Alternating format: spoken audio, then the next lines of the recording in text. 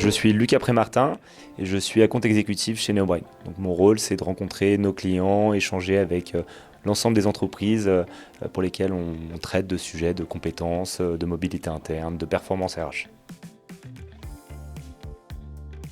Donc nous sommes intervenus sur le sujet de l'IA.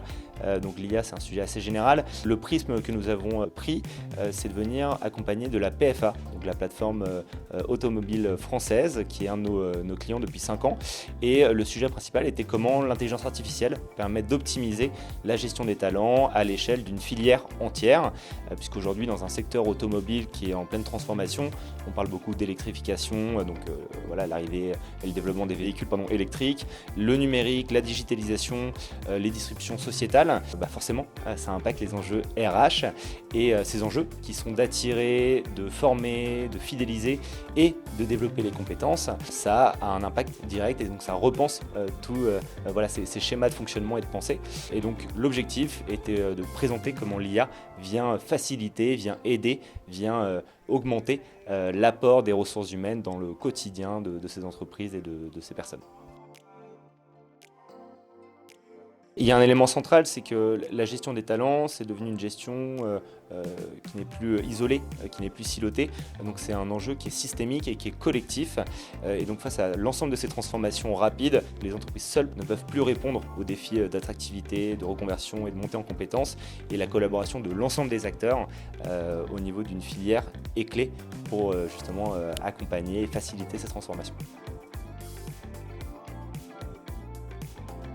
C'est difficile d'en ressortir qu'un. Néanmoins, c'est vrai qu'on a un client avec qui on travaille depuis maintenant 5 ans, qui est le groupe PwC, donc le groupe Price, qui est un grand cabinet de conseil dans le monde.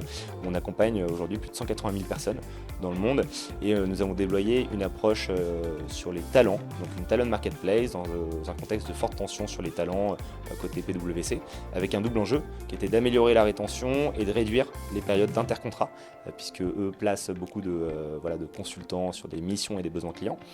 Donc ce défi majeur, c'était que PwC n'avait pas de référentiel de compétences structuré et avait cette volonté de ne pas en construire un de manière descendante. Donc l'approche retenue, c'était de s'appuyer sur des données existantes, notamment les missions réalisées par les consultants, pour inférer automatiquement les compétences et construire un modèle exploitable sans projet préalable lourd.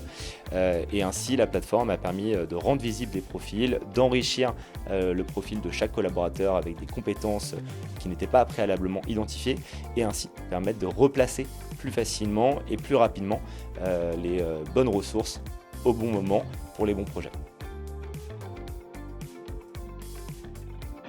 L'enjeu clé des prochaines années, on en a beaucoup entendu parler sur le salon, c'est forcément l'impact de l'IA et comment cette IA vient transformer les métiers, vient transformer le monde du travail de manière générale. Ce qu'on voit déjà, c'est qu'avec l'impact de l'IA sur les métiers, certains métiers sont amenés à évoluer, vont être protégés, vont être menacés. Et donc, il est important d'accompagner ces transformations en profondeur.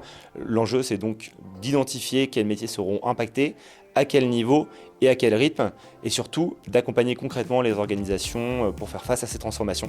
Donc c'est passer d'un changement de modèle au final, aller vers une gestion des talents qui est pilotée par la compétence à grande échelle pour justement permettre d'anticiper ces changements de métier et rendre les mobilités et les parcours de développement beaucoup plus fluides pour le collaborateur, puisque l'IA et un lion est un accélérateur, mais le fond, ça reste l'humain avant tout qui va être acteur de ces changements et de ces transformations.